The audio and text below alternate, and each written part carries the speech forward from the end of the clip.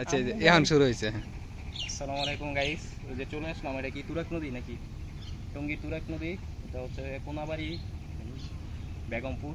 তো দেখেন নদীটা একদম পানি এখন ভরপুর। কেউ দেখলে বলবে যে আমাদের তুরাগ নদীর পানি হচ্ছে ব্ল্যাক কালার। তো কেউ দেখলে বলবে এখন ব্ল্যাক কালার পানি, একদম পুরোটা সুন্দর হয়ে গেছে, বৃষ্টির পানি ভরপুর। তো নদীটা অনেক গভীর আছে না, তাতে বালিও উঠে সমস্যা আবার। হয়েছে ক্যামেরাম্যান তো। তো এই দিক দিয়ে হচ্ছে মির্জাপুর যাওয়া যায়, আর এই দিক দিয়ে হচ্ছে টঙ্গী যাওয়া যায়। টঙ্গী আস্তানার মাঠে যে এই নদীটা দেখছেন, এটাই সেই তুরাগ নদী আমাদের গাজীপুরের ভিতরে। তো এটা এই দিক দিয়ে মনে হয় মির্জাপুর গেছে, মির্জাপুর বাজারে কালিয়াকুর গেছে নদীটা। তো আমি জানতাম না যে দিক দিয়ে নদী আছে, তো আজকে জানলাম। তো ভাবি নাই যে এই নদীটা মানে তুরাগ নদী এদিকে আসছে। আমি ভাবছি মানে ওদিক দিয়ে ওদিক চলে গেছে পশ্চিম দিক। এদিকে আসলো দেখেন নদীটা কিন্তু শরৎকালে বা শীতকালে একদম পানি শুকনো থাকে, তখন একদম পানিগুলো হচ্ছে গার্মেন্টসের পানি, একদম গার্মেন্টসের কলকারখানার পানি বেড়ে কালো হয়ে যায়। তো এখন পানিগুলো খুবই সুন্দর দেখা যাইতেছে বর্ষাকাল, কারণ এখন আর গার্মেন্টসের পানি নাই, একদম নদী ফ্রেশ, এখন পরিষ্কার আছে, খুবই সুন্দর দেখা যাচ্ছে।